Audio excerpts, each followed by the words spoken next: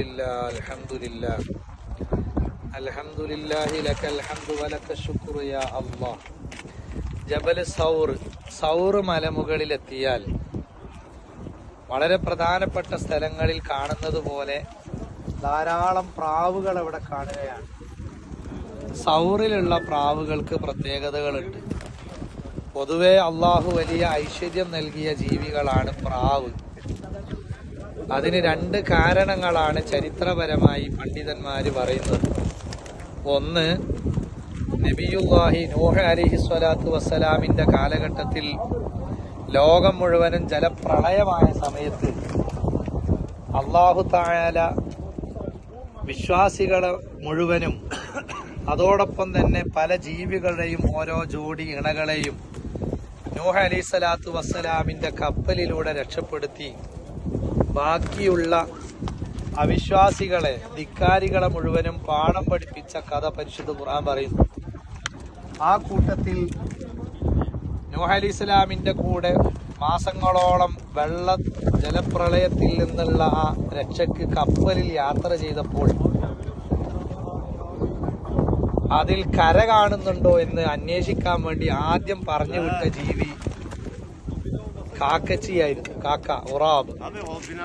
അത് പാറി നടക്കുന്നതിനിടയിൽ ചത്ത ജീവികളുടെ ശവം കണ്ടപ്പോൾ ആർത്തി തോന്നി.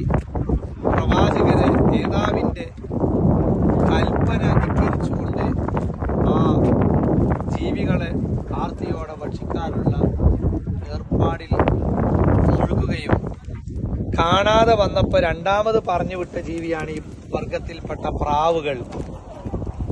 പ്രാവ് പാറി നടന്ന് ജൂതി പർവ്വതത്തിന്റെ മുകളിൽ നിന്ന് കാൽപാദം പതിച്ച ചളി പരണ്ട കാലുമായി ഇലാ ഹളറത്തി നബിയില്ലാഹി നൂഹ് അലൈഹി സ്വലാത്തു വസ്സലാമിന്റെ ഹളറത്തിലെത്തുകയാണ്.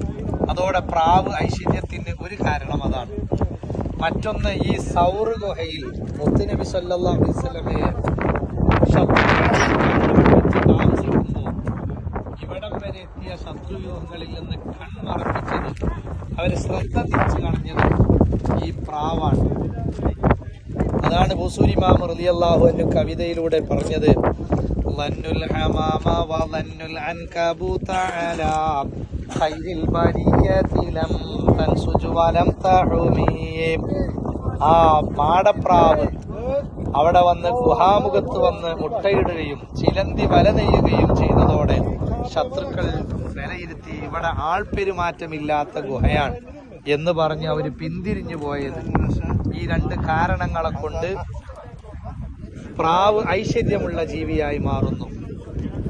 മസ്ജിദുൻ നബവിയുടെയും മസ്ജിദുൽ ഹറമിന്റെയും ബൈത്തുൽ മുഖദ്ദസിന്റെ ഒക്കെ ചുറ്റുഭാഗത്ത് യഥേഷ്ടം വിഹരിക്കുന്ന ജീവി പ്രാവാണ്.